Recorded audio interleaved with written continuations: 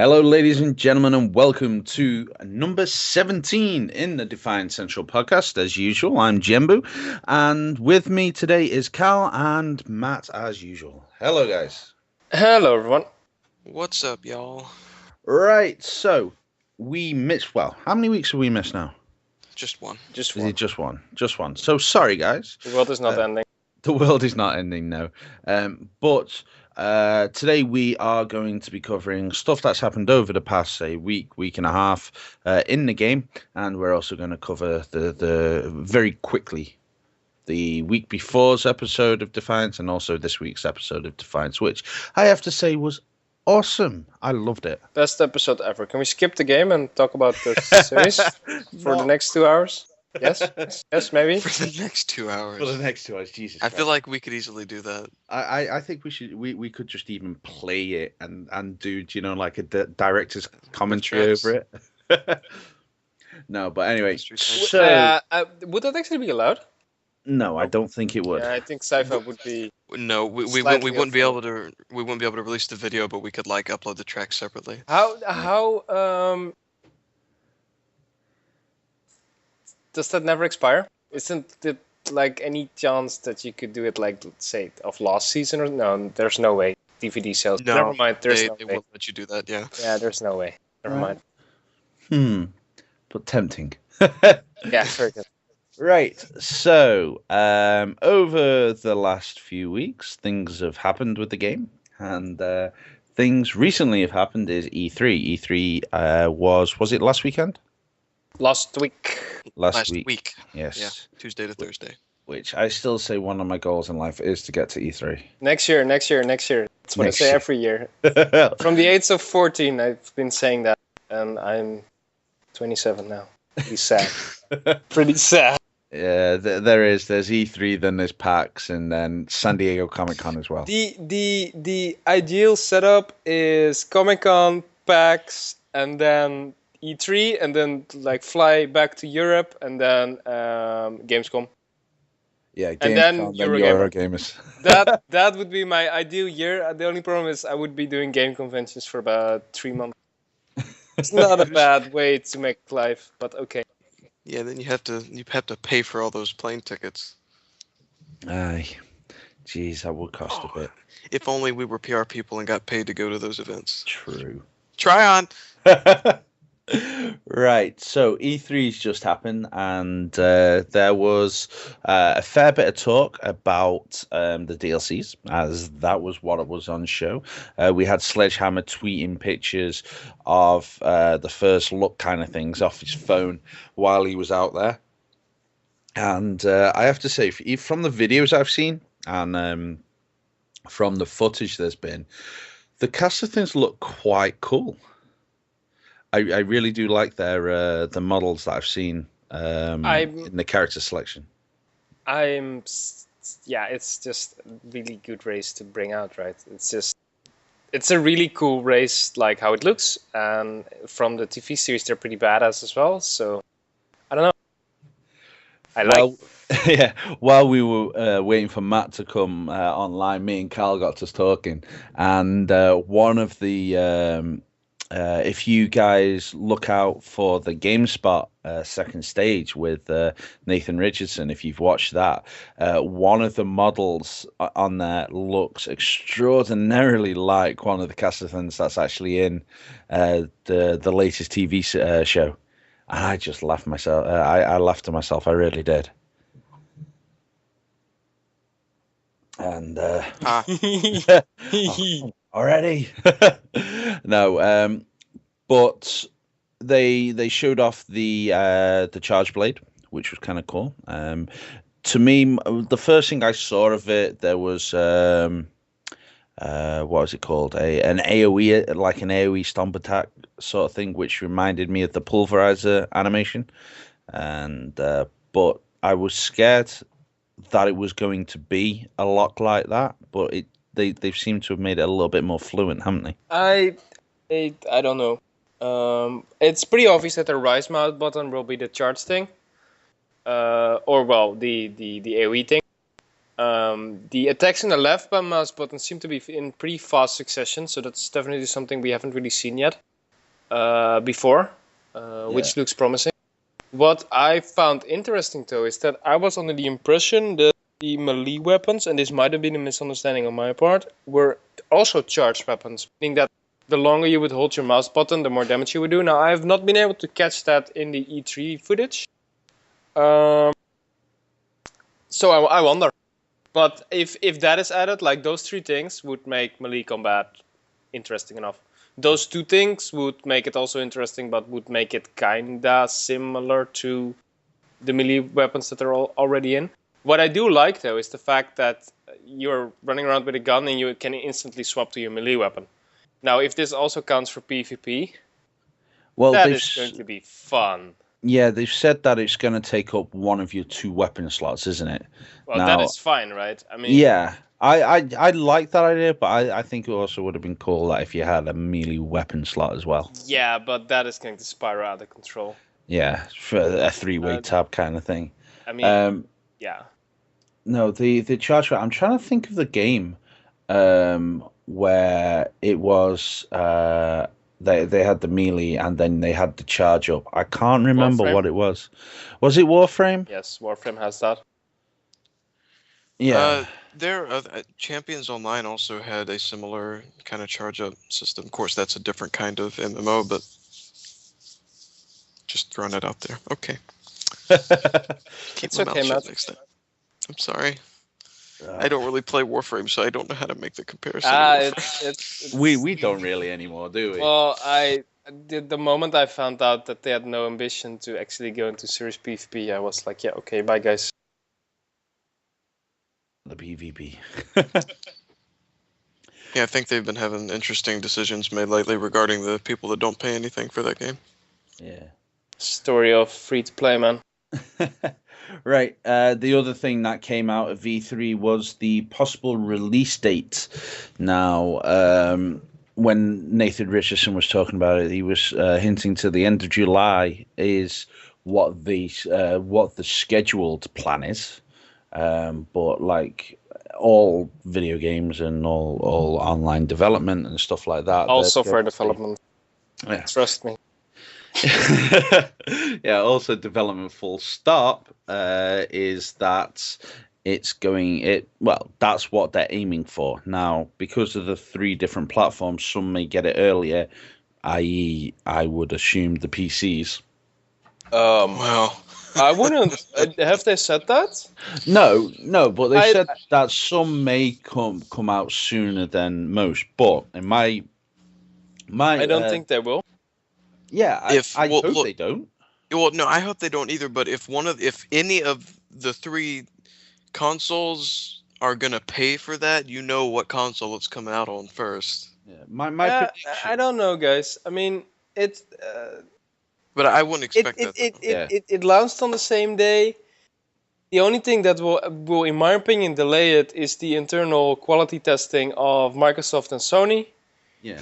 And I think at the end of the day, that will just result that the PC gamers will have to wait a few days to a week. Because I think the maximum amount of time that they have to take for that is a week.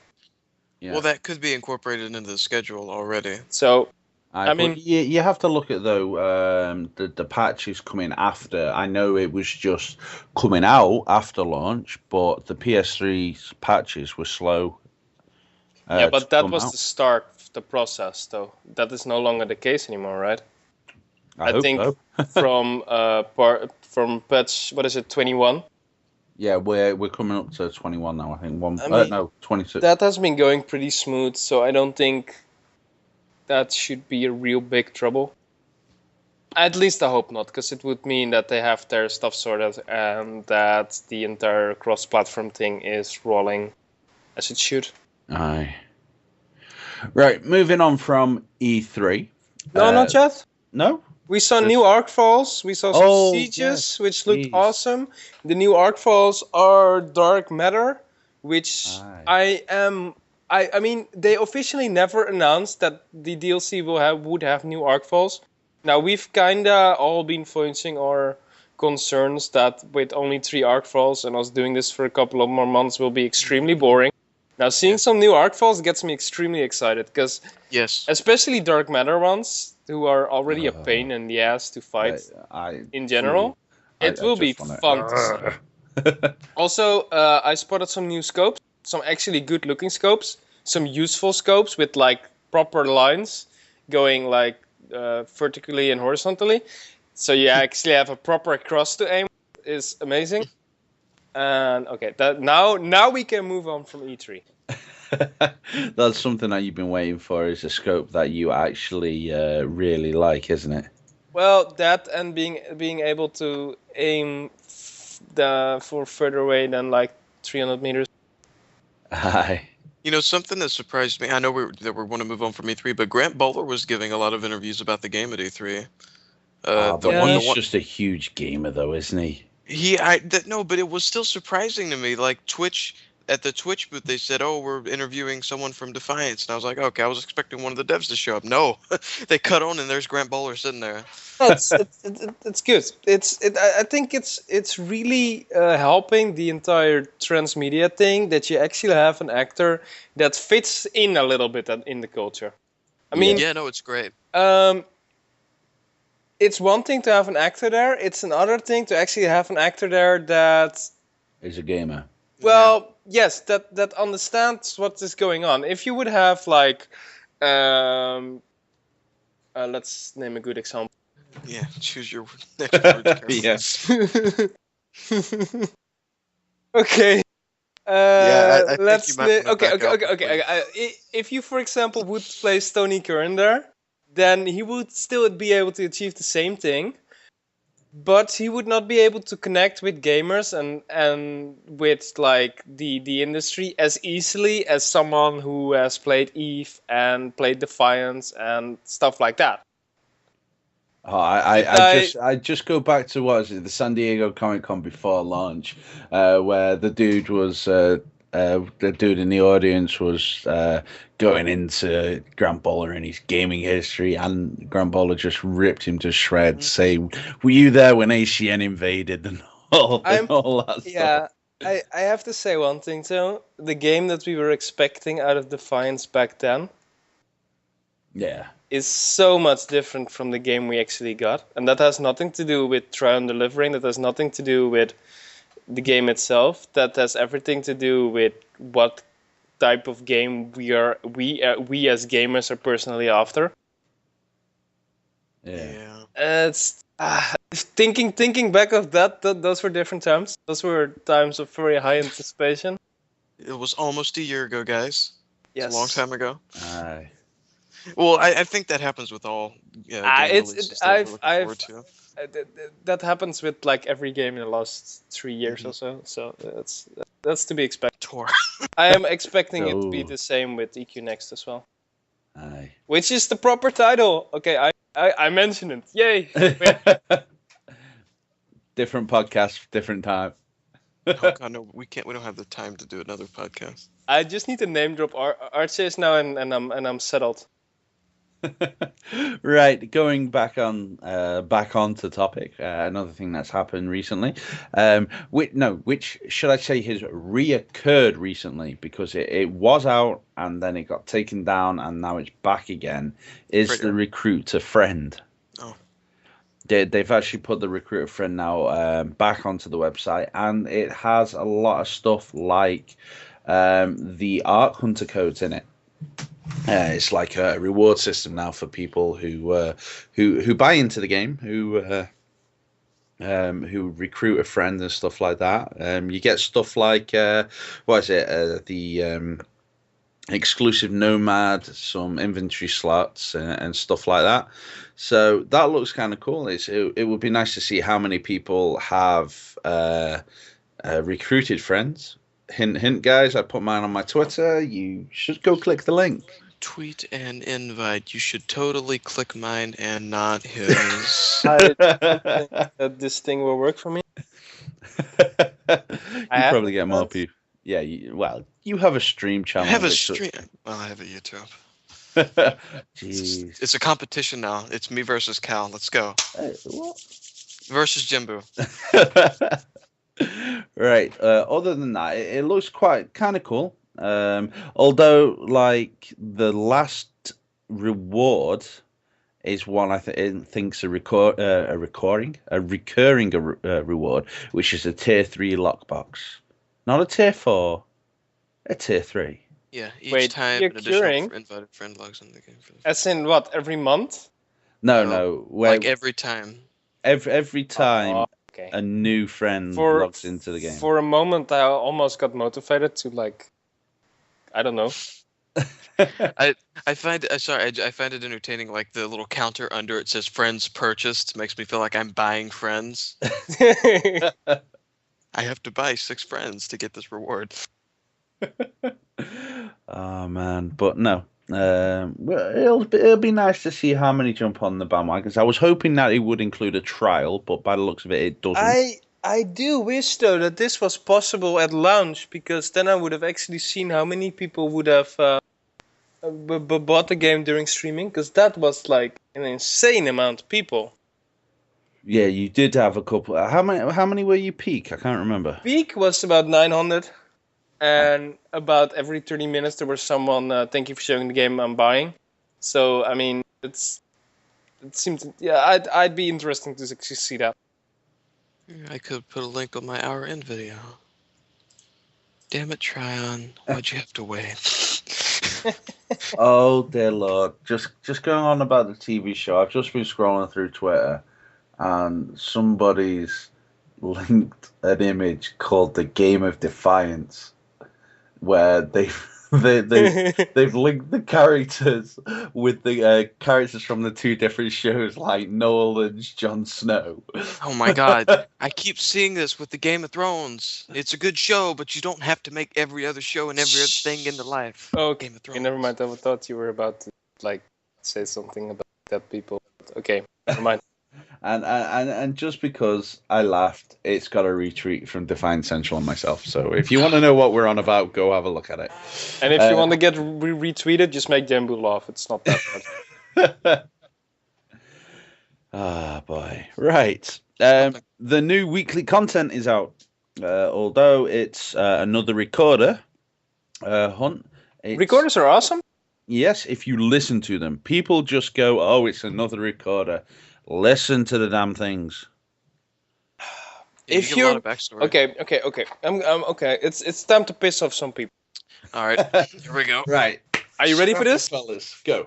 I'm ready. Okay, so you play Defiance, you watch the TV series. Mm-hmm. If you ignore the lore in this setting, what the hell are you doing?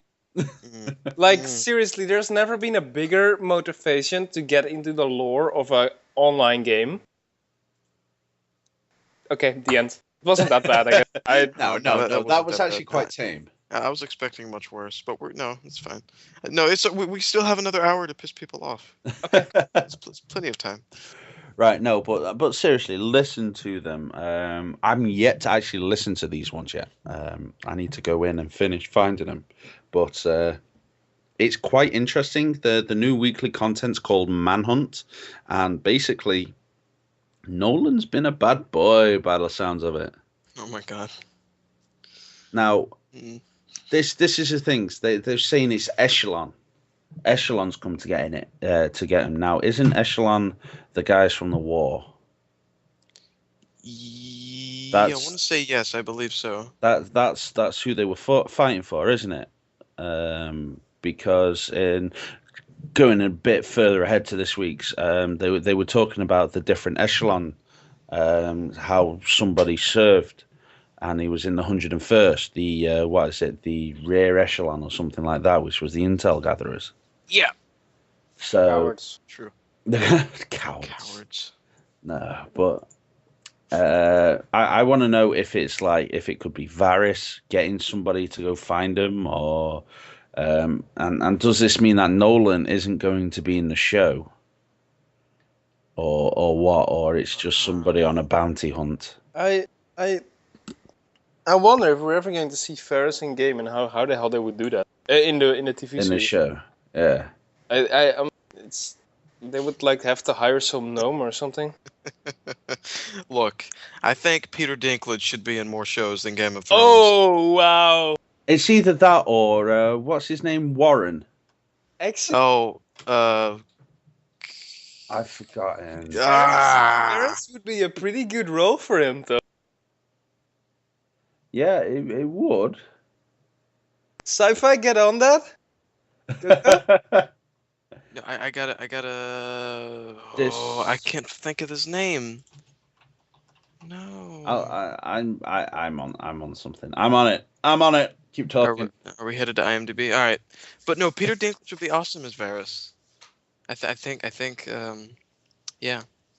So how about that E3 show, guys? Wow. Okay. Look, I can't hold my own. Let's until we shut get up. to I'm the show. taking over. Sorry. Microsoft sucks and whatnot. So, Matt, which game from E3 were you looking forward to the most? Really? You're going on to that? Yes. It's our backup. Okay. Well, prior to E3, I was most looking forward to Watch Dogs, but post E3, I'm most looking forward to The Division. Yes, I was really disappointed watching the demonstration that it was only for PS3 and Xbox. And then later I heard it was coming out for PC. Yeah. And I had a rant all prepared, like, okay, so here's this awesome game. They use both consoles. They add the extra resources to support a platform that no one really seriously games on, tablets. And they completely ignore the PC games, but apparently I was wrong. So I'm happy to hear that. I think it's just a PR kind of ploy because the developers asked the fans to start a petition and all that mess, and I think that it was always going to be on the PC. It was just a matter of trying to make it look like they were being very friendly toward their consumers, when in reality they're just fooling us. Oh, Yeah. I can't find it. That's fine. Matt, ask me. Go. Ask me. Ask you what? What my God! Oh, what were your favorite games from E3? Okay. Well, Tryon is working on this little game. Found it. Warren Davis. There you go, Warren Davis. Oh, Warwick Davis. Sorry, not Warren. Warwick Davis. He's a good actor. Yeah, he's a good actor too. Anyway, sorry, Cal. Totally ruined my Well, art. I think Cal was going to say Arcade. I want that game. I want it too. I'm actually tempted to just play the Asian version until I. No, I'm not that dedicated. I'm sorry. I can't learn another language to play a game. Right. No, but yeah, he'd be a good person for Varys. And yeah, what do you think Nolan's done? Getting back onto topic. Nolan's done a lot of stupid things, which we'll get onto some of those later in the show. But no, I have no idea what he could have possibly done. There's so much. I think the most obvious thing is that it's Varys, right? Yeah. I mean, they owe money. Varys is not going to let that go. So Bounty Hunter? What was the bounty? 250k? No, it was more, right?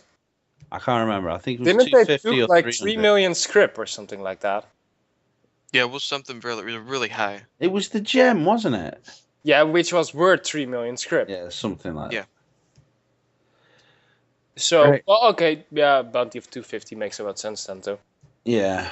So we'll see. We've still got another week until the next episode.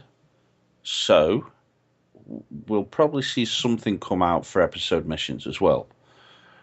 So we're going to have to wait and talk about this next week, I think. What are you guys thinking about season final, by the way? Predictions? I have no idea. Because- It seems like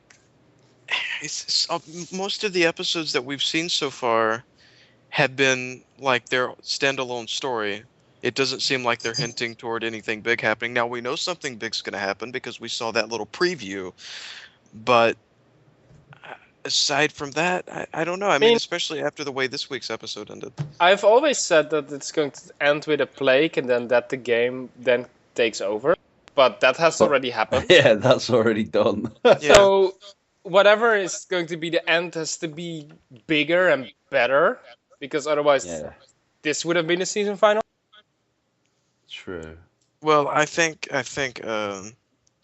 we can get into a little bit more of that when we start talking about the 2 episodes that we saw. Right. We'll cover the last thing that we want to talk about, the game. Now, two things. Sorry. We'll quickly cover this. There's a new patch coming out. It's 1.0, 1.022. Now that got announced yesterday, which would have been the 18th or 19th, and it's looking at some hot fixing issues that'll be addressed server side and then client side and stuff like that. The one that's got me going on that is they're reducing the spawn rate of the major arcfalls. Now, is that a good or a bad thing? I think that's a good thing. Not necessarily to us because we've done them so many times, but I think for players that are just now getting into the game, especially with the buddy reward system being back online, because one of the issues I had with the arcfalls is that they were so repetitive and they weren't rare enough to where it was okay for that. I think there were 3 total. They weren't rare enough for 3 to be enough. Yeah. Like, I got burnt out on them way too quick. It ended up being just a tool for grinding that you use to get arc bits. Arc bits. Did I just combine 2 of the current? Wow. Yeah, you did. Whatever. Arc salvage is what I was looking for.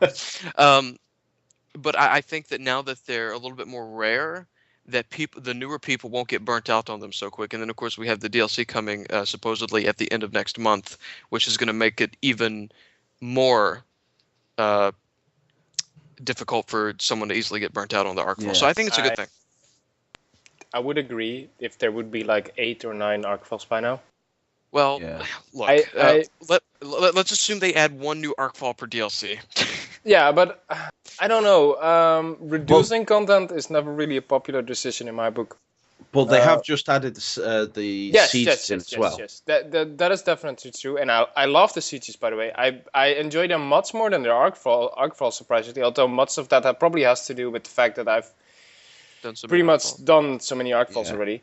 To me, I think they're a bit more challenging as well. Yes, they are definitely tuned quite a bit more challenging than the others, depending on how many people there are. So that is always the determining factor. But I think I when don't know, I was getting around to doing them, there was at least maybe 30, 35 people around, all doing the different things, and we were getting like 2, radiated monarchs and stuff like that. So it was getting really good. It was still so damn hard at times, anyway. Yeah. More variety is always a good thing. Yeah, and I'm sorry I interrupted you, Carl. It's fine. I just think that there's already like people. Okay, let's put it differently. People are already complaining that there's not enough to do, and I kind of enjoyed just being able to ride from arcfall to arcfall. Now having to spend like, I don't know, say 10 minutes doing something else. What I will be doing is I will be doing challenges in between, for example. Yeah. Which is something that a lot of people have been neglecting. So maybe that's a good thing. Maybe that will drive more people to do them instead, because I think they are indeed really enjoyable, especially if you get like the hang of them. On the other hand, you run the risk of people just standing still for 10 minutes, which in general was not really a good thing in the game. No. But there's some more fixes coming with the patch. I mean, realistically, it's a temporary problem, because I'm pretty sure that as soon as the DLC hits, there will be plenty of stuff going on that is like no longer an issue. And you guys definitely have a point with like new people coming in. It is definitely more epic to see like, oh wow, there's a major event up, which was always the original design idea, instead of, oh hey, there's an arcfall, let's go farm it. Yeah. Which we've done as well. Obviously, you want the first approach is from a proper game design point of view, yeah. Right, speaking about new players and stuff like that, Raptor has come on board. If you don't know what Raptor is how would you put it? A socializing version of Steam with game tracking and offers, and it's a game data mining website. That's all I have to say. But not terrible. Xfire, but not terrible. Expert, Yeah. but not terrible. Now, X-Fire's the company for this week. Well, in my opinion, you can add Raptor to that as well, though. I really do not see the point of that instead of just giving them your information of what Data you're mining. playing. right, but anyway, the basis behind Raptor is that it tracks your game time playing, stuff like that, and gives you a ranking, be it novice, amateur, dedicated, elite, and stuff like that. Now, what they do for different games that are promoted, the games that promote Raptor, they also get a little bit of promotion from Raptor as well. And this either comes in different kinds of rewards, different kinds of starting packages and stuff like that, like in-game items and all that jazz. Now, starting, I think it's on some of it's on the first and some of it's coming closer. From looking like at the moment we are 21 hours 46 minutes away at time of recording from dedicated players of a select game like Bioshock Infinite, Borderlands 2, Diablo, Firefall, Guild Wars, PlanetSide, all that sort of jazz, getting a 30% discount off the PC version of the game. Now, hopefully, that would also bring in some new players. Yeah. But also, alongside that, they have a few different Raptor rewards. Like, you can get the Drifter outfits in the lockbox. There's an exclusive Raptor Dune buggy. And there's also a starter pack, which is a load of boosts and stuff like that. Okay, so if you haven't checked out Raptor, then go ahead there and see it, well, go track your hours for a bit anyway and see what you're up to. Go throw your data at them. Yes, because you can put in manual stuff. There's often like a couple of thousand different things on there. Well, I say different things, like the quantity remaining for this 30,000 things, as it hasn't started yet, is 5,000 discounts. So there's quite a few potential players coming in from there anyway. So, and you can also chat to other people, take screenshots, and do all that kind of jazz. So we'll leave it at there.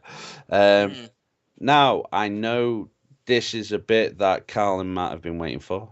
Yay! E3! What? No. Well, we can talk about that. No, let's not.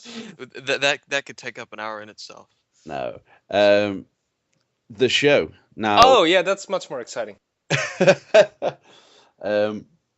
Now, as we said earlier, we didn't do a podcast last week. Unfortunately, things got in the way. So we are behind a show. So would somebody like to explain what happened?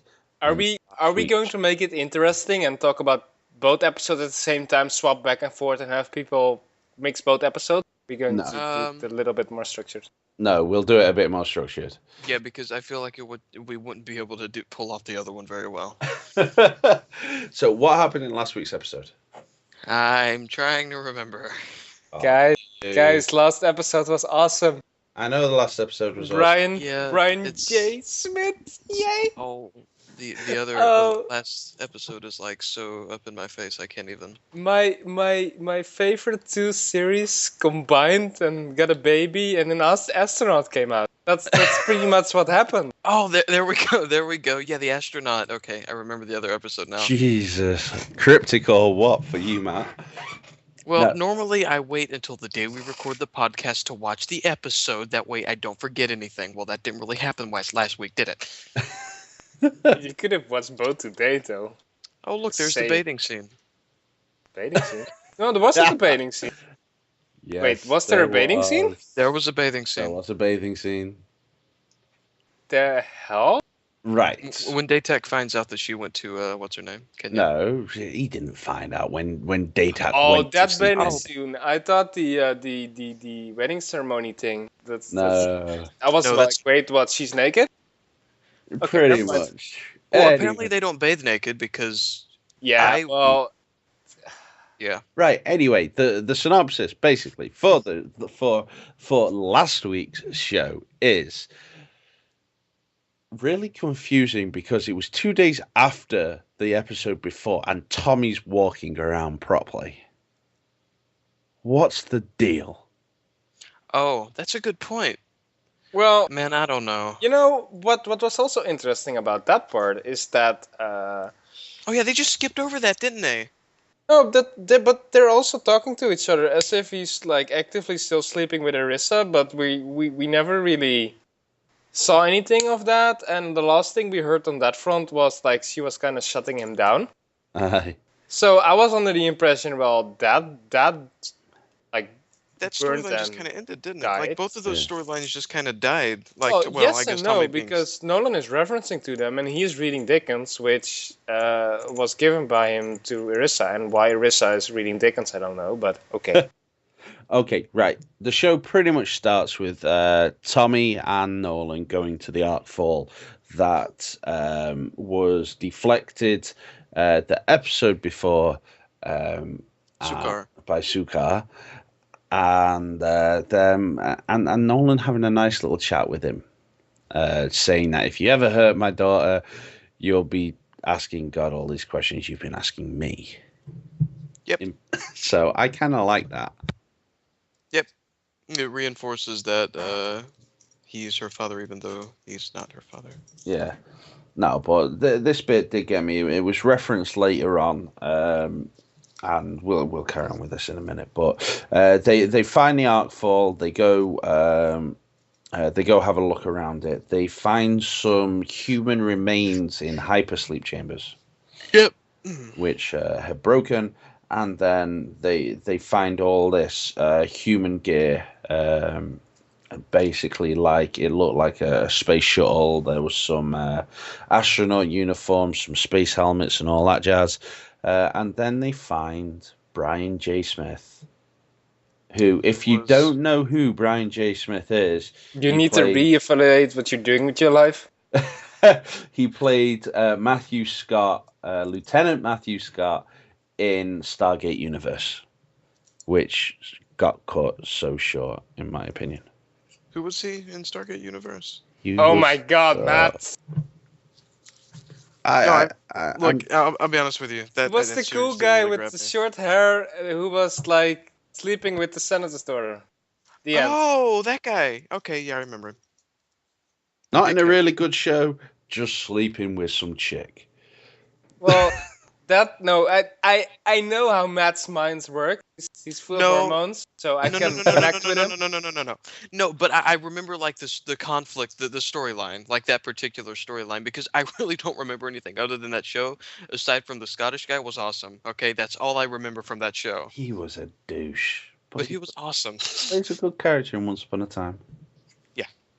Anyway, yeah, they find him. Who is an alive human in a hyperchamber, and who turns out to be the commander of a space station that got destroyed in 2013. Yep. So everybody's like, "Oh my God, he's alive!" Well, actually, I actually was surprised everyone would recognize him. Yeah, well, it. Well, I guess he must have been very famous. Yeah, he must have been. They made a movie after him, after all. Oh wow, I love that reference. I just wow.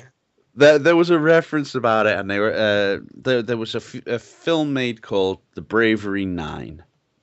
And who played him? I can't say his name.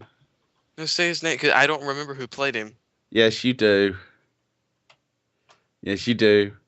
Every girl teen knows this douche. I'm going to have to guess. Oh, you know what? You saying that actually made me remember the guy's name. Oh. God, no. I haven't even seen those movies either. Of course. What's the name though?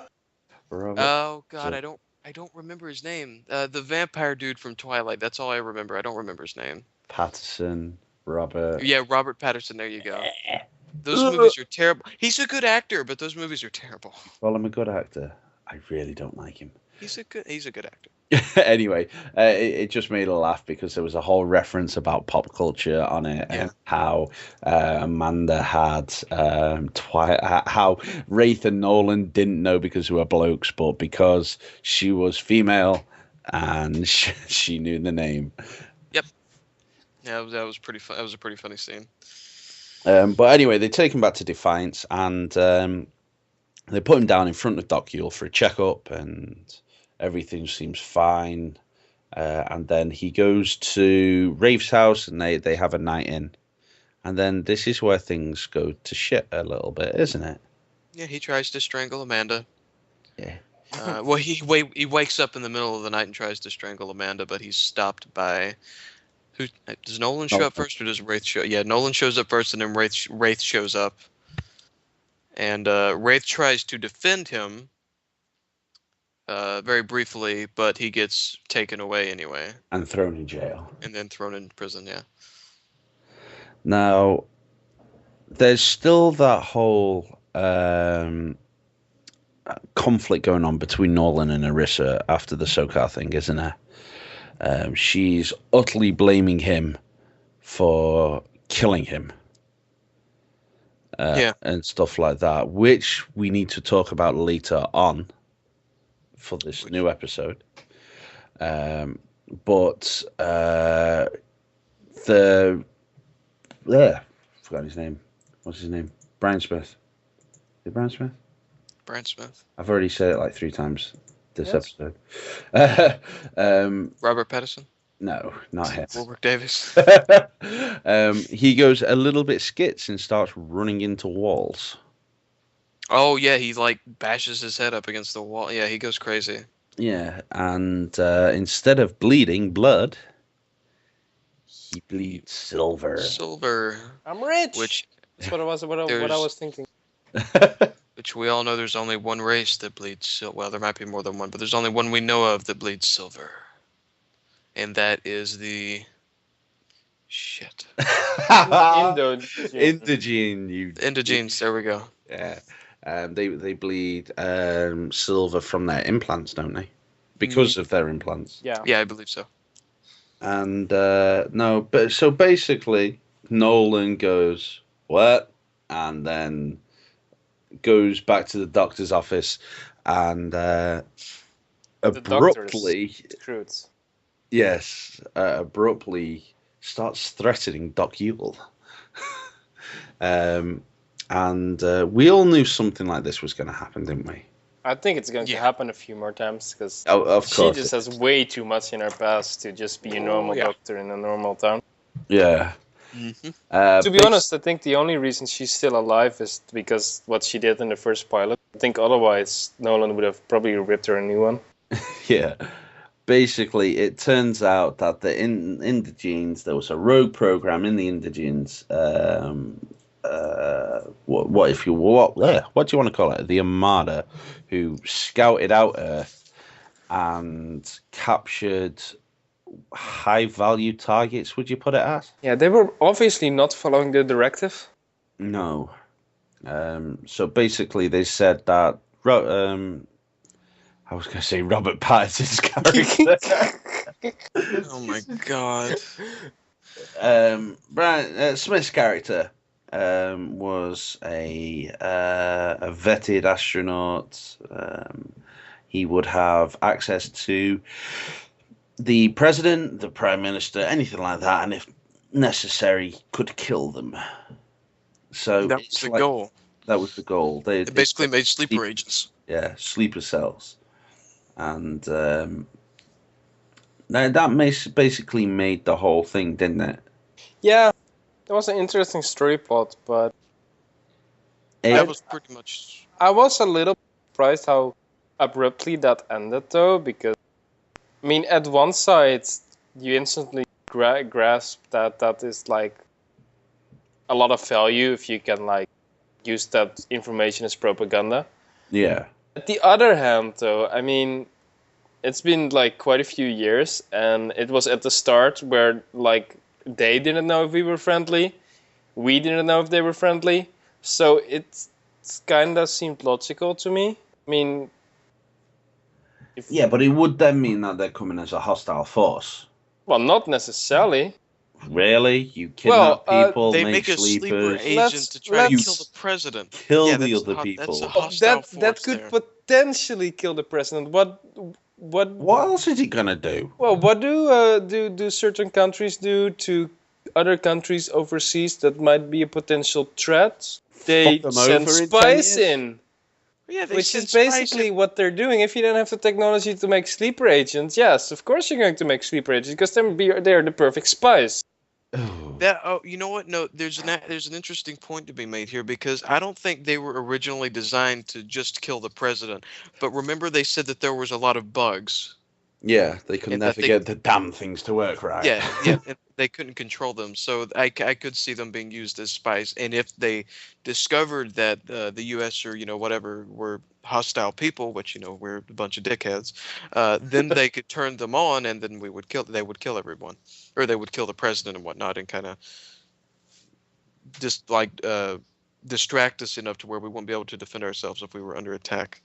Aye. That's a good point. But basically he escapes from the law thing, and then Nolan hunts him down. How pissed was he that he had his gun stolen from him? That's like his second child, isn't it? Yeah, I think that man is way too attached to his gun. You don't live in America. Yeah, Nolan is obviously an American. I think that is very true. No, but basically the rest of the episode. Yeah. Excuse me. Sorry, it's 12:30, and then it's 1:30 for you. But the rest of the episode, shut up. The rest of the episode was basically them trying to find him, and Rafe showed him what did they call it? Endless Cavern or something like that. Lake Endless or something. Lake Nothing, I think. Lake Nothing, yeah. And basically he's there, tempted to throw himself off the cliff, but then says thanks and gives Rafe the gun back, and then that's it. Now, did you guys think that he actually committed suicide? No. I did.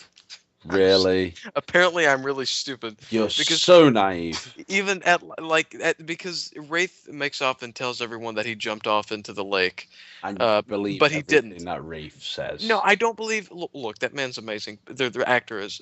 I don't believe everything he says, but I seriously thought he did. But he didn't.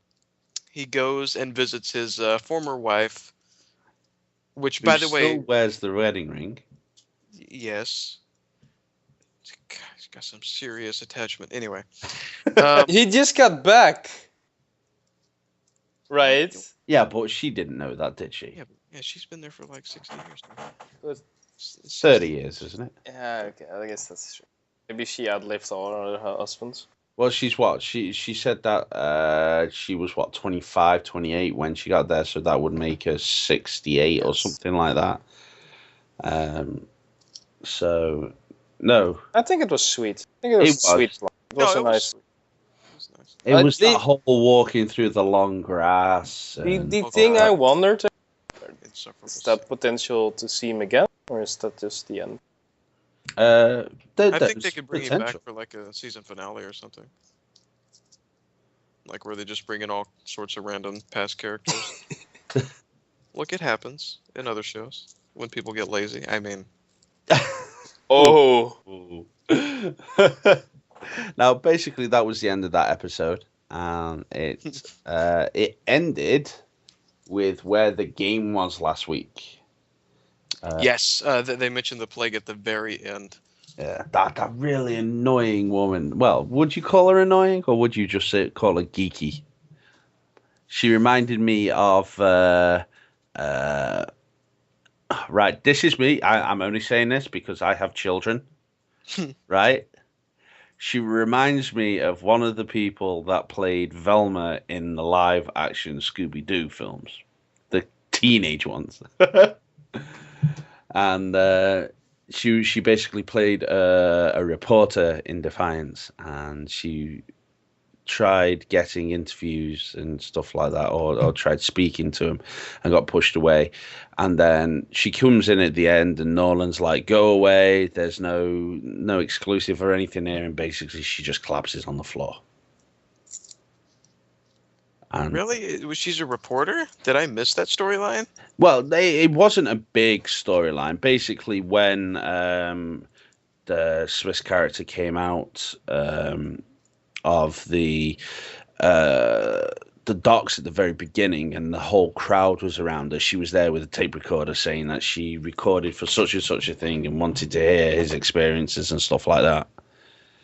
So it was like a pure cameo at the beginning, but then turned out to lead into the next episode. Oh, okay, yeah, I see it now. Yeah, I just watched the end scene again. Yeah, I guess she does kind of remind me of those old cartoons or old live action series. But let's move on to the next episode. And how good was that episode, Carl? That episode was amazing. It was pretty great. I was so scared that it was going to be like a freaking zombie episode. And it was so much better because it was more of a pandemic episode, which is much more interesting. I actually find it interesting. They didn't even mention the fact that there were kind of infected people walking around.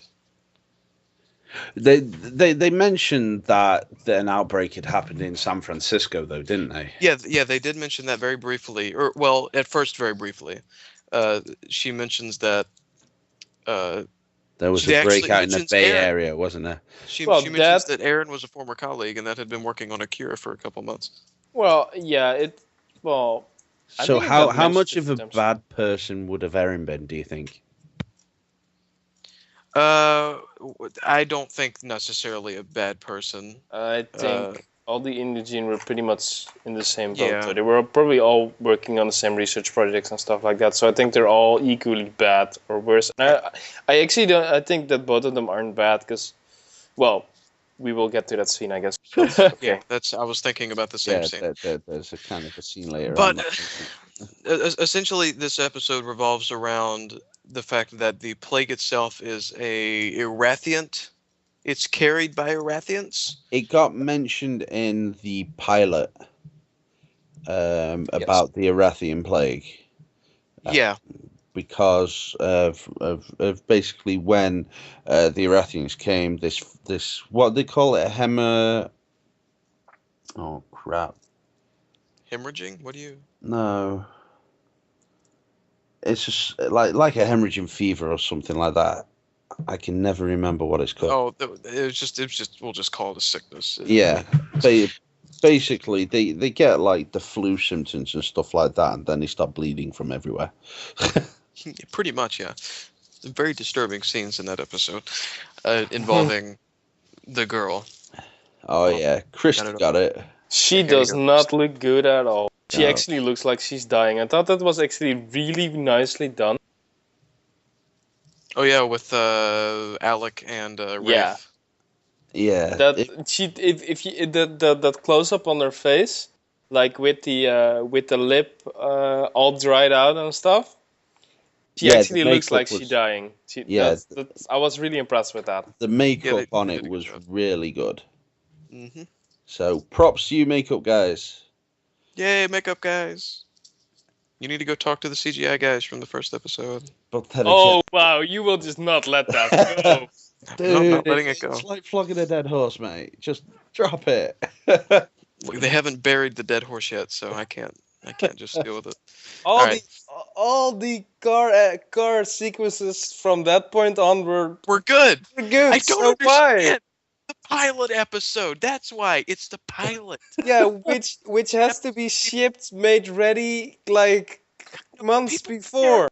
Screenings and such. Entire opinions of the series based on the pilot episode. Which was a hit after all. I don't know.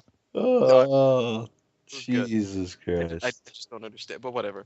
But no, pretty much all the makeup on the infected people was done really well. But that was one of the very few close-ups that you saw on someone that was really sick.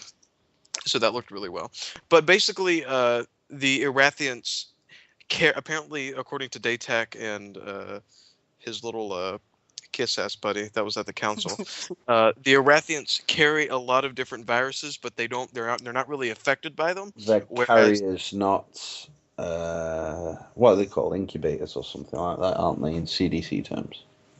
I think they're just called. Well, yeah, I guess they would be called incubators, but carriers is also a fairly common term because usually carriers aren't always sick, but they can. Yeah. But basically, they carry a lot of different viruses that affect the other Votan races and, of course, the humans. But they aren't affected themselves, so they tend to stick to themselves, and they're also viewed as a dirty race by the other Votan race. So. And how annoying is it that the Castathans were actually immune to it all? That's one of the few times I've gotten angry at characters, like physically angry at characters in a TV series, when the council pretty much had a vote to temporarily put all of the Arathians into Rafe's minds. Yeah. And of course everyone voted yes except for Amanda. So Rafe voted yes, Daytak voted yes, and his Kiss voted yes. They could have handled it better, but it was the right decision. Yeah, it was just Rafe being hot-headed. I do like to bring up a point, though. My wife, who watches it after me, because I try and watch it so that we can do the podcast and stuff like that, she really liked the idea that they still use the red and white ball voting system. Oh, yeah. Yeah. I quite like that as well, but it was quite obvious that it was just going to be everybody against her, wasn't it? Against Amanda, yeah. So Rafe goes and tries to negotiate with Orisa, which of course goes terribly. So Orisa kicks Rafe off of the roof. Off a building. Off of the building, and of course he's caught by his employees. Or lackeys. Employees. Lackeys, okay, fine. We're making it like Rafe's. Yeah, no, they really aren't. Then so there's a little altercation. Eventually, she gets overpowered. Then Nolan shows up, and I was hoping Nolan would shoot the guy in the face, but he didn't. That's kind of bad for the lawkeeper to just go around shooting people in the face. Yeah, but you've got a town that's gone into like freaking City 17 mode. I mean, he is the law. I mean, I don't really understand why he was kept out of the loop on that at all. Well, he wasn't. Amanda had gone to tell him, but Rafe had just got impatient and wanted to get it out of the way without Nolan putting up a fight. Because he would have, wouldn't you? Yeah. Well, yeah. It's just... So around this point, Doc Yule gets a response from San Francisco, which I really like that they reference San Francisco more than once, saying that a supply of the cure had been left about 2 clicks out from Defiance. I like the way that they used an old bloody missile as well. Oh yeah, they used the old IBM? IBMs, yeah. Yeah. So you just could think about this huge rocket coming out of the center of San Francisco, something like that, and then just landing a few miles out, and you're just like, dude, your aim's off. Yeah. It's like, well, I don't think they wanted to shoot it at the city, because even if it's not an explosive, if the rocket hits something, it's going to take it out. Yeah. But anyway, at this point, the Earth Republic. Just Earth Republic, okay. Yeah, EMCs. The EMCs have set up kind of a quarantine blockade outside of Defiance. So Nolan takes what's his name? Now I legitimately don't remember his name. Connor Lang. Yeah, there you go, Connor Lang. Which I have to say, that character is starting to grow on me. Sucks for you, man. Sucks for me. No, I was starting to like him too, and it ended. So anyway, so they go out there. There's a brief altercation with the blockade with the commander, and of course the other ambassador. I don't remember her name because she's a bitch. I don't really care. I just really liked what he was saying when he was walking off, and he was like, "Oh yeah, I really don't like that bitch." This is a bit cheap of me, I know, but during that conversation, and they said like, well, you have snipers, right, and you can see them from 3K away. I just have to say, the only thing that came to mind in that moment was, well, I wish I could see 3K away in the game. Yeah, that was the only thing, because I cannot. I mean, if someone is like 300 meters away from me, I cannot. drops out of the field of view.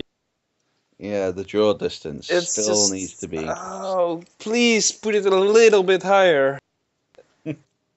Okay, we'll leave it at that. So they eventually do get past the blockade and they go out and get it. And at this point, I think we cut to the mine. Yeah. Yeah. Where they are praying. They're praying for all the humans and stuff like that. Votans. Yeah. And then there's a prick miner. Well, one of Rafe's lackeys. What the hell is her problem? Like, seriously. Yeah.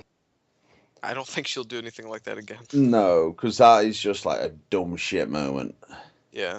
She was angry that they wouldn't shut up, so eventually she walked in, and of course they stack the stones as kind of like a centerpiece for the ritual. I don't know what that's supposed to represent. Anyway, she walks in, and of course they have the stones stacked, and she kicks them over, and then she's attacked by Raphus? Raphus, yeah, I think that's the name. Who is, I don't remember Raphus's... That's the right-hand man of...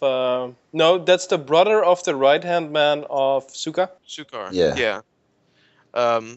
And he gets shot by the other miners. He doesn't just only get shot. He gets killed. Oh, yeah, he gets killed, yeah. He gets after the amount of people that get shot and survive now. Yeah, it's a good point. He gets shot and killed, and it was left at that. How rabid, I want to say, does Arissa look after that? She's very rabid. I didn't really like that scene. Where the sound like entirely dulled out. I don't know. I didn't really like to see her that ragey. It didn't really make sense for the character, even though she's I like just thought hot-headed. it looked like that she was trying to weightlift or something. Yeah. Fucking constipated or something like that. Wow. Okay. Yeah, I went there. Okay, let's carry on. All right. So yeah, they do that thing where they kind of fade out the sound and they have like opaque colors and whatnot. She climbs the fence and starts screaming. Then after that, we cut to... When does the altercation between Quentin and... Oh, no, that's going on alongside here somewhere. Basically, Quentin goes and sees the ex-mayor and asks her what happened to his mum. Yeah, which was referenced 2 episodes ago. Yes. And basically, she tells him, you came empty-handed. And but you were just feeling out to see if my information was worthy, just like your father would have done. So they then make a deal for him to bring her the artifact that he's had for the past couple of episodes. Mm-hmm. Well, no, the entire series, really, isn't it? Yeah.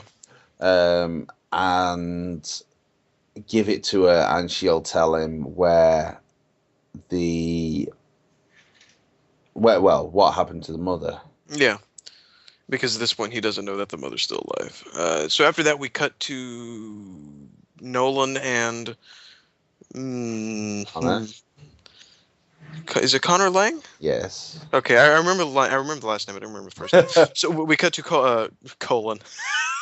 We cut to Nolan and Connor in the Charger, and they're driving back into Defiance. And I just like the way that they're referring to Nolan because he's sweating all episode, and it was like, dude, you look like Stacko. It's like, it's hot. I'm fine. Yeah, I'm hot. I'm under pressure. Now, sod off. Get out of my way. Pressure. Under pressure. Okay. Anyway, yeah. No, but they're driving down the streets of Defiance, and they run over a spike strip. Yeah, they run over a spike strip which had been placed there by the Arathians, who then kidnap him and the medicine. And their demand from the mayor, who has temporarily had the position taken by Daytech, is that to release Raphus, the brother. That's not doing it enough justice, though. Hang on. Because the reason Daytech is in charge is by the very smartly played ploy by master. by Stamma. Yeah. where she basically puts like Raid in a situation where he just doesn't have to worry or deal with the responsibilities that rightfully come to him, because Amanda has turned like ill as well and doesn't look so great in that situation. Yeah, so she's there playing the strings again. She calls out another Castlethon for being an idiot for trying to give the mayor's Hela to Rafe. And you just know that was like set up. It just Yeah. Yeah. She is a mastermind, though, ain't she? Mm-hmm. I don't know though. At one point she seems really intelligent, smart, and like thinking 10 steps ahead. And the other part she just looks a little bit silly and weird. Yeah. And socially awkward. I.e. the scenes with Kenya. For example. Did we miss that episode? No, we covered that episode in detail. No, I'm talking about the altercation. No, we talked about that as well. Yeah, we talked about it briefly. Ah. Yeah. But anyway, right. I've lost my train of thought. Where were we? Okay, so Daytech is in charge. Yes. And basically, they call the miners to release the Arathians and release this one in particular. And it's like, that's gonna be troublesome. It's like, what? It's like, he's dead. We shot him. What is it? How in the three hells? Yeah. I love this way. It goes around how the hell or what how the fell and all this sort of stuff happens, and it's just like how in the three hells did that happen? He goes, the miner feared for her life. Yeah. And you're like, well, if she didn't go into the cage in the damn place, we wouldn't have this problem. Yes. So basically, there's a lot of cloak and daggers in this next bit, isn't there? Yeah. Yeah, because was it Steiner or Daytek's plan? I don't really remember. It was Steiner's plan. Yeah. Steiner's plan. Basically, they send Daytek in, and he acts, or they release all the Arathians, and they send Daytek in to where Nolan and Connor are being held hostage. And at this point, Connor is conscious and Nolan's isn't, not, because he started getting really sick from the fever. Yeah. So Daytek walks in and says that all the Arathians have been released. However, except your brother. Yeah, except your brother. He's no longer where I can't remember the exact wording he used, but he's dead essentially. So that Arathian gets a little bit angry. Then Daytek goes on about how terrible the humans are, and then he pours gasoline on one of the boxes of the cure and throws it outside. And then says, "Will you do the honors?" And this is where it got really clever. So the brother walks out, aims the gun at the box to He's got one of those flare guns, hasn't he? Yeah, it's like a flare gun or some kind of plasma gun. And he aims it at the box, and then you see a laser pointer appear on him. So he gets shot, and then it all comes together. I love it when a plan comes together. And pretty much everyone dies, except for all the Arathians die, except for one of them, in which kind of captures or kind of restrains Daytek. Then Daytek is assisted by Connor, and then Daytek goes all primal and freaking... Yeah, how vicious is that side? Shoots him like 4 times and then kicks the crap out of him. Yeah. Someone has some angerment issues. Just a little bit. How dare you touch me? Ah, bang, bang, smack, smack, smack, bang, bang. But he does it like, oh man, well, has anybody ever seen the Boondock Saints? Oh God, no, but I need to watch Duh. Of course. And the funny man, when he goes and shoots the guys in the cafe and he's like holding the gun loosely, like bam, bam, bam. It's just like that. It's like really loosely shooting him. You just know that probably wasn't even hitting the person because the hand was frailing about. No, but he then gets up, and at this point, Connor's helped him because he's literally just shoulder barged him, hasn't he? Mm-hmm. And he's like, now you can get me, thanks for that. And he's like, can you untie me now? And this is where I don't like the character anymore, because there is no way that I can like a dead character. Yeah, Daytac says, I'm really sorry I you can had to like- see that. I can like that character. A certain Yes. king in a certain. Yes, but anyway, Daytac puts a bullet in between his eyes. Yeah, that was a surprise to me. Me. And I mean, what they did really well, because we skipped one part, they built up that character specifically to be killed off, in my opinion. Because they Right. make that attachment, they make that reoccurring role, they build him up. At the start, you're not sympathetic to him at all. You Then- really don't like him, do you? Then he built that up, and then they topped that off with the scene in the episode of this week where he basically fesses up to Nolan that he got Amanda pregnant and that she wanted an abortion, that he wanted to give it a shot. So you become like, oh, this guy actually has feelings. This guy is actually like They pulled a human George being. R. R. Martin. Yeah. Well, what they did. I would almost say that they like use the. Actually, I'm not going to geek out. Mind. I wanted to throw in a Star Wars reference, but everyone will want to understand anyway. So They did it really well anyway. yes, and yeah, then it's just the end, and that makes good story. 'Cause Yeah. knowing that all your favorite characters are not safe makes you more engaged in the story, in my opinion. Well, Look, I'm sorry. When Amanda got down with the got down with plague. sickness. Yeah, came down with the sickness. I was just like, the first thing that crossed my mind was, oh my God, not again. Can this?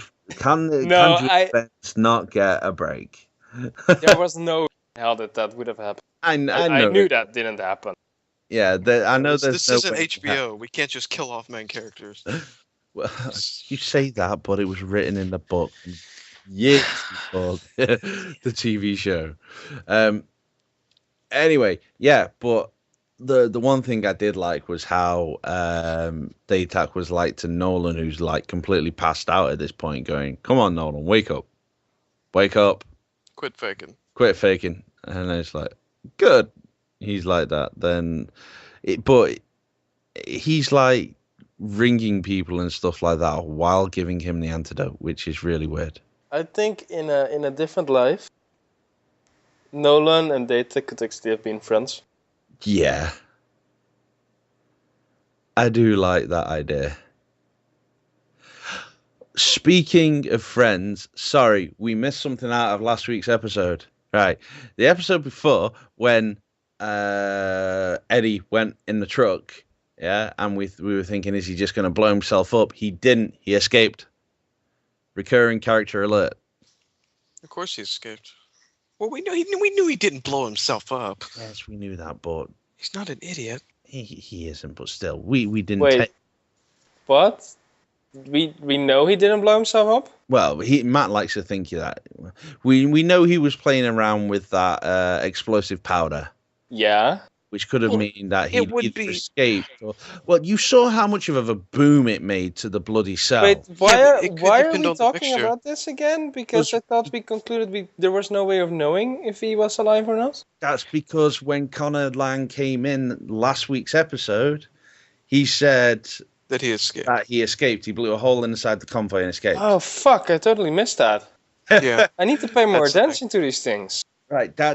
that's the only thing. So yes, Eddie is alive. He is a recurring character. Coming back for that season finale, like I said. No, yeah, but that basically came around there. This week's show ended on Amanda giving a speech, thanking Nolan, thanking Connor, and saying that he'd be missed, and also thanking Daytac for going in and rescuing and everything like that. Now, this is where the sly politics comes in. Oh crap! Alec Tarr unplugged Amanda's microphone. Yeah, he was raised well. Yeah, like a sly little bastard. It runs in the family. Yeah, just a bit. And basically, when it came to Daytak speaking, he starts doing exactly the opposite of what he was speaking to the Arathians, saying how we must all band together and all this bullshit and all that. And then announces his role for candidacy in the elections. Now, when Amanda tries and say something to this, the microphone's not working. So basically, you give Daytak a microphone and something to speak about, and he'll just wear on and on and on and on and on, won't he? Mm-hmm. So that's pretty much how it ends. She, of course, acts like she's not angry at Daytak by speaking into the microphone, but she is. We also skipped over the final scene between the former mayor and Quentin. Yes. Where Quentin gives her the artifact, and he finds out that his mother is not dead. She is still alive, but she has bipolar, and she no longer has any medicine, so she almost killed him by putting rat poison in butter. Sounds tasty. So, and Rafe was, of course, going to kill her, but apparently the former mayor and Rafe had an affair, so they just decided to kick her out. There's a bit of an age difference there, isn't it? Or does she look? Does she just look like an old witch? Yeah, I don't think there's that big of an age difference. She hasn't eaten her children for a while. Oh, what film was that? No, Stardust. Sorry, it wasn't children. I meant to say bloody Star. Jesus Christ. You could have referenced, what is it, Matilda? Matilda, yeah. Jesus Christ. There you go. So I think that was all. Yeah, pretty much. The only thing that I want to do, she's basically in what I would think is a psych prison, which is a bit like Las Vegas or Alcatraz now, and I just like the way that they called it, Mendocino. Yeah, Mendocino. Or something like that. So it must be like a famous thing that we don't really know much about, because he knew what she was talking about. So I think they're talking about like a huge, giant, bloody psych ward. Well, yeah, I guess they would have to do something with all the mental patients that no longer have medicine. I don't really get this part. Technology goes forward, but suddenly there's no mental illness medicine anymore? Yeah, well, there's no one there to produce it. I mean, when everything went to crap, that's not exactly on the top of your priority list. But then again, we can produce you can a cure adrenal. to a virus in like under a week time. Oh. Yeah, and you can reproduce adreno and stuff like that. Yeah, I mean that was for war. That's different. That's actually a valid point, though. Yeah. That's usually the way it works. Yeah. How sad is that, actually? It's very sad. It's like, well, we can make things to kill other people. But we can't make it to save people. No. Oh, wow. Yeah, well, that's actually exactly the way it works. Right, so basically it ends with the wrap up of the different people, and like for one is Rafe and Quentin having an argument as Quentin's leaving the Macaulay residence, and then this sly little fox, well, not even fox, old fox, alien fox, whatever you want to call it, happens, isn't it? Yeah. We're talking about the mayor plus Doc Yules. Yes, the mayor and Doc Yule. Well, this is pretty much, in my opinion, the start of a redemption scene. Redemption stream? Really? Well, yeah, I'm still a firm believer that the old mayor is pretty much bad. She might do it for the good reasons, but she's bad. I think we can also now conclude that the artifact is for a terraforming device. Yep. And that Yules had a very big part in the first terraforming device. and that she's now like, yeah, I'm not doing this. But I do like the way that she ripped the cig out of the mayor's mouth, saying that'll kill you, And then proceeded to smoke and one. then smoked one.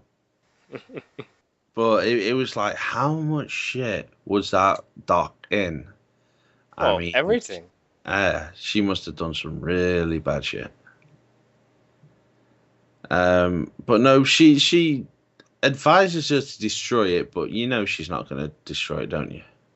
I don't know. I'm just thinking about some of those scenes that we saw previews for. I'm wondering if it has something to do with that device. Yeah. Well, I guess we'll find out. All right. So, how many episodes have we actually got left? Is there like 13 2. episodes? Oh, hold on. I've There already are got it 12 open. episodes. The pilot counts as 2 or 1. We still don't know for sure. Well, if we're going by IMDb's listing, which of course we are, we have 3 episodes left. But that's yeah. There are 12 episodes. Counting the first the pilot as 1 episode, there are 12 episodes with 3 left. But counting it as 2, there are 13 episodes with 3 left. So we have 3 episodes left. Okay. Yes. I think the last one is what, the 8th of July. Yeah, July 8th. So yeah, 3 more episodes. Oh, by the way, we didn't say that Alec. I think it's now official that Alec Tar and Christy are actually married. Well, the ceremony hasn't happened, but he did put the ring on her when she was dying. And also, Stammer said my daughter-in-law. Oh yeah, she did reference that. So I just noticed the title of the last episode is called "Everything Is Broken." That'll be fun. Yeah, so we've got The Bride Wore Black. Past Oh, is wow. prologue. Guys, could the If last everything is episode broken. actually be another terraforming? Well, that's what I'm thinking of. Like, you haven't seen that little preview clip, but there's some crazy stuff happening in that little preview clip at the Yeah, end of I episode 7. choose not to, but I know, but if there's another terraforming thing, that means like that's gonna have to. there be is no way the DLC. game can do that. There's no way that Well, Triumph maybe can it's- pull that off at the moment. No. Well, the device could be activated, but I don't know. Tryon could have some stuff up their sleeves that we don't know about. I would be extremely impressed, but with like the DLC being slightly behind schedule and stuff like that, I really do not see that. Yeah. Wow, that would be amazing though. Yeah. That would be. awesome. That'll be the what's name, like. Well, it's what, 2 weeks before they're saying that the DLC is coming out, so you never know. You know what I find interesting? During the TV show season, we get all these episodic missions, Yep. and then after the season ends, we start getting the DLC content. Yes. So there's a constant flow of new content. I'm wondering if that's what they're planning to do. Like as soon as the season ends, they start rolling out their DLC stuff. That's And that's while the basically season's what Nathan says in the interview with E3. Is that is their idea of like in the off season they push the game more. Which they need to do. My wife's always saying that she never sees adverts for the game while the show's playing. I did notice that they have a little ticker at the bottom of the screen. that Yeah, pops but up we talked every once about in a this. while. This is But this that's is way too minimal. yeah, that's not enough. No, I mean, Yeah. they're serious, and well, we've said this last time, but they're missing out on that. I really feel that they're missing out on that. Yeah. Right. Is there anything that anybody else wants to talk about? I want to close off with something extremely off topic, but I want to mention that anyway. go ahead. Okay, We've so already I'm watching my Twitter feed, and I think this just came in, but James Gandolfini just died, who plays What? Tony Soprano in The Sopranos. What? Yes, he was on vacation in Italy, and he got a heart attack, is what I'm reading. And Oh. HBO just confirmed it. So that's an extremely big loss of an amazing actor. Yeah, so it's just been up on Internet Movie Database half an hour ago. Which, considering like we cover TV show daily, I think we should at least mention that. God, he was a good actor. Yes. Dies at 51. Jesus. I need to go and watch through The Sopranos. Such I a got- good series. Yes. I was in like season 3, and then for whatever reason I stopped watching it, but I need to go back and finish it. I still don't believe it. It seemed to go on for years, and it went on for a total of, I think it was 8 years. But there was only 6 series. The only bad thing about that series is the ending. Yeah. But there was really no ending that would have been satisfactory. So I guess that if you're going to do it one way, then you might as well do it that way. Right then. It's a sad day today then. Oh yeah, it was 8 years and only had 6 seasons. Yeah. Right then. So that is the end. That is a very downer end for this episode. So, Matt, where can you find us, and what do you need to do? You can find us at defiance-central.com, twitter.com/Defiance Central, facebook.com/community.Defiance Central, twitter.com/Jenbuu3D, twitter.com/Defiance Cal, twitter.com/Matt Trek. Also, Cowboy streams. You can go check out his streams at cowboy.com. You can also check out our YouTube channel at youtube.com/Defiance Central TV. All of our personal channels are linked on that channel. So, wow. Yeah, also be sure to click on that. That was quite fast this week. We need to push Matt to the limit and see how fast he can really go. Very fast. Right. So, wow. I'm going to put this out here. If any Defiance fans are going to Rest in Birmingham this weekend, this should be up before the weekend, shouldn't it, Matt? Oh yeah, definitely. Then I'm going to be there both Saturday and Sunday. So yeah, you'll see me around. If you know what I look like, check out the YouTube and stuff like that, and you'll see me. Just come and tap me on the shoulder and say hello. And that pretty much ends this week's podcast. A bit weird in places. He looks scary, but he's a really nice guy. I'm a teddy bear. Anyway. And on that note, you should avoid him at all costs. Right, guys. I've been Jenbuu. Thank you very much. Say night, Cal, and say good night, Matt. He also likes to be hugged randomly. We need to make you a free hug shirt and have you wear it around when you go to conventions. Then have a picture of a pedo bear on the back of it. Jesus Christ. Goodbye, Matt. Goodbye, Matt. I mean, goodbye. Take care, guys. Bye. Bye.